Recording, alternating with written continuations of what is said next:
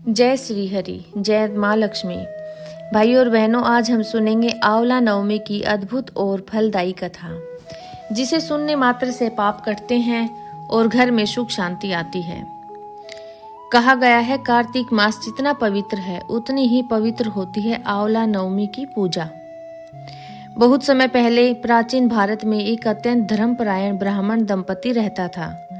पति बहुत ही सादगी पूर्ण जीवन जीते थे और भगवान विष्णु के परम भगत थे, किंतु उनकी पत्नी काफी क्रोधी और कटु वाणी वाली थी।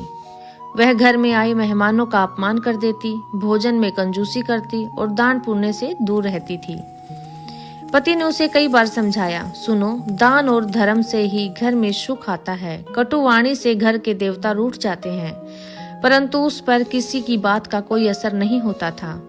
समय बीतते बीतते उस घर में गरीबी और संकट बढ़ गया। बीमारियां, कलह और परेशानियां लगातार घिरती चली गई। उन्हें सौपन में एक दिव्य पुरुष दिखाई दिया। एक रात पति को सौपन आया और सौपन में उसे एक दिव्य पुरुष दिखाई दिए, जिन्होंने कहा, तुम्हारी पत्नी के कठोर व्यवहार और धर्म से दूरी के कारण ही तुम्हारे घर में सुख नहीं है।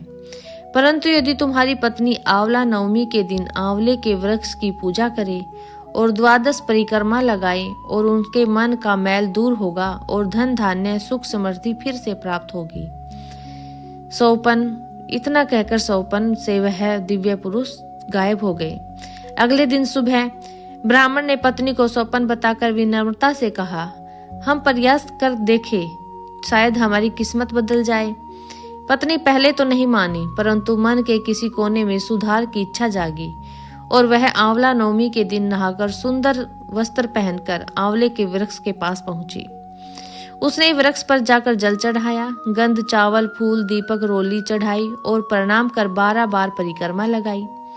परिक्रमा करते करते उसका चेहरा गंभीर हो गया, आंखें नम होने लगी। उसके हृदय में जैसे पश्चाताप और शांति दोनों एक साथ उतर आए हों। वापस घर लौटने पर उसने सबसे पहले गरीबों को भोजन कराया, मधुर वाणी बोलना शुरू कर दिया।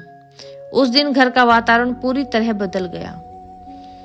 अब धीरे धीरे उसके घर में धन बढ़ा, रोग मिटे, कलह दूर हुआ और घर में सुख शांति बस गई। कहते हैं, आंवला नवमी की पूजा मनुष्य के आचरण में मिठास और जीवन में प्रकाश देती है। जो भक्त श्रद्धा और भक्ति से आंवला नवमी का व्रत एवं पूजा करता है, उसके घर श्री हरि और लक्ष्मी जी का स्थायी वास होता है। हरिओम तत्सत। अगर कथा अच्छी लगी हो तो लाइक, शेयर और सब्सक्राइब करना न भूलें।